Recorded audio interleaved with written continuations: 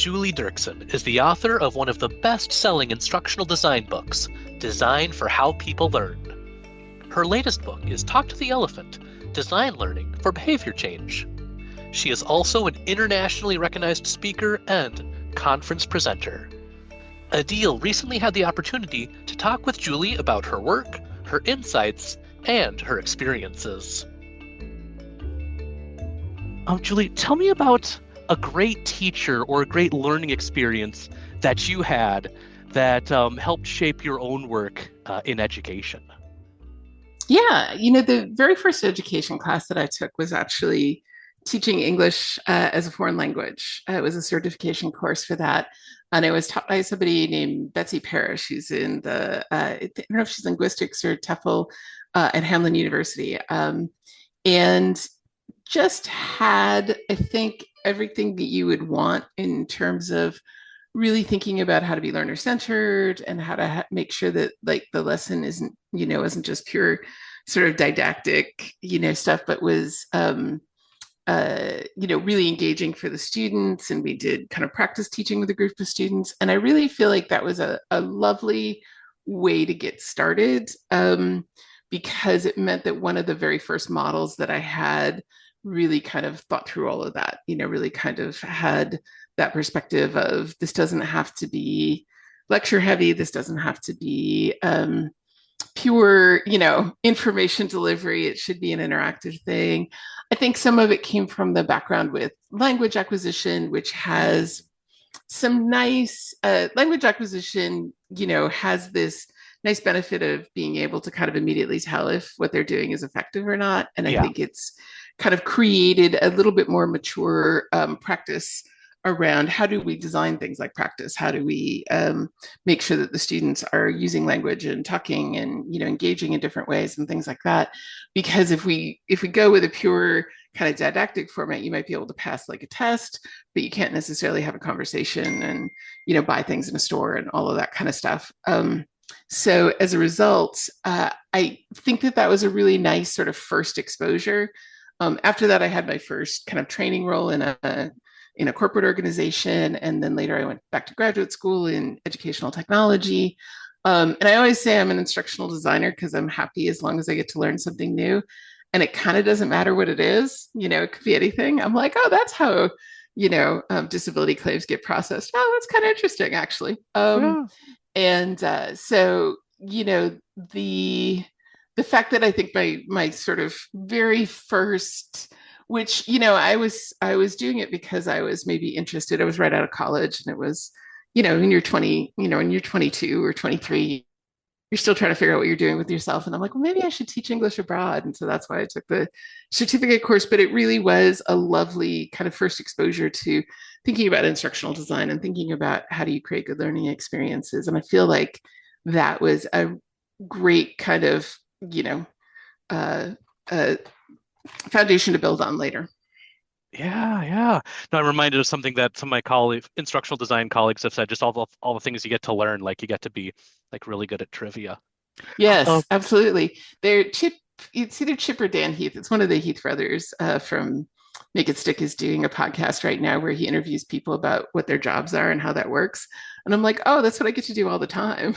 So I'm like, that's actually my job, is to just understand how people's jobs work and how things happen and stuff like that, and then kind of translate it into learning experiences. Yeah. You sparked something for me. So a lot of people who are in learning design, instructional design, teaching and learning, they're supporting people who work in a field that is so outside of their own comfort zone. Mm-hmm. Yeah. What recommendation or advice might you give to, let's say, a brand new instructional designer who's like, oh my goodness, I haven't taken like chemistry since whatever, or I've never worked in like this kind of a training and I'm designing the learning experience. Like, what do I do? Yeah, and it is a tough one because I think this is sort of a perennial debate in our field. Like, how much does the instructional designer need to be a subject matter expert? Yeah. And, I'm absolutely like, oh, I think it shouldn't be necessary. I think the instructional designer should be able to go in and facilitate with the subject matter experts to create things. But I recognize that in sometimes really complex disciplines, that's actually kind of difficult. And so if you're dealing with really advanced, technical or scientific topics, you probably do need some domain background in order to really be able to even like have the necessary conversations with the subject matter expert. So even though I generally ascribe to the idea that the instructional designer doesn't need to also have domain expertise, I have some caveats to it, I guess. But what I do think is, we tend to a lot be involved in a curriculum that is going out to people who are just getting started in an area. Yeah, yeah. They tend to be the biggest audiences. They tend to need the most structured education. So in some ways it works really well because then you also, as the instructional designer, have some beginner's mindset and things like Mm, that. In terms of advice, I would probably, the question that I've kind of added to my own practice in the last few years, that is kind of my favorite, sort of thing in the arsenal is to ask my subject matter experts or my stakeholders, like, how long did it take you to get good at that, and what kinds of oh. experiences did you have that really helped you understand that? Because whenever we're talking to experts, they've got that expert mindset, and they kind Hmm. of forget that like this took a while, and you needed to do a bunch of things to get there. And so, Hmm. if you can get them to kind of like reflect on their own kind of learning journey to get there, then you can Hmm. have better conversations about you can maybe make it more efficient than the way they learned it, but you're not going to like take something that took 2 years to get good at and make it available to somebody in a week. Yeah, That's yeah. not a realistic, and you can sort of say, okay, so here's what the week is going to accomplish, Hmm. but all that other stuff that you did in, over those 2 years, how do we, kind of have structured ways for people to have those experiences and that feedback and, those kinds of things. And then we can have a much better conversation. And we might be talking about a 6-month program instead of a week-long program, once we can kind of get people's mindset shifted on that a little bit. Yeah. No, thank you, Julie. Those are great takeaways.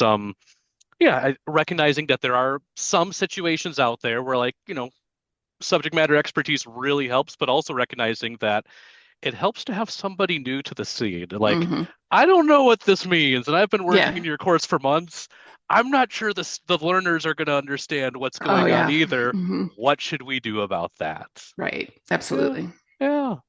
So you mentioned that really foundational course that you took, and you've touched a little bit about some things that you've done. Can you tell me a little bit about your career journey that kind of led to where you're currently at? Yeah. Well, my first book, Design for How People Learn, I always sort of describe it as that book for the, hey, you're a good customer service rep. We're going to let you train the other customer service reps. Or, insert any job title you want in there. Hmm. Because so many people come into this because they're good at explaining it to other people. They've been maybe helpful. They've been, like kind of, helping, like mentoring people a little bit, or things like that. And then they Hmm. kind of get tapped to move into a training role. Yeah. And so they have a natural inclination towards it, which makes our field kind of wonderful because we're all a big bunch of helpers. Yes. And Yes. so we're we're nice to be around.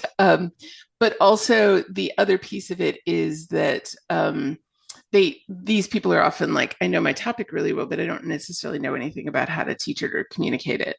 And so I've always kind of that tends to be the audience that I'm trying to help the most, is here's and not just the particulars of like, how do you do a lesson plan, or how do you do a storyboard, or things like that, but a little bit some of the foundational kind of why that underlies what we're going to do. Like, oh, we're going to introduce Yes. learning objectives at the beginning of the course. Well, why are we doing that? Let's talk about that for a minute, so you understand what the purpose of it is, and you can make better choices about how you do it.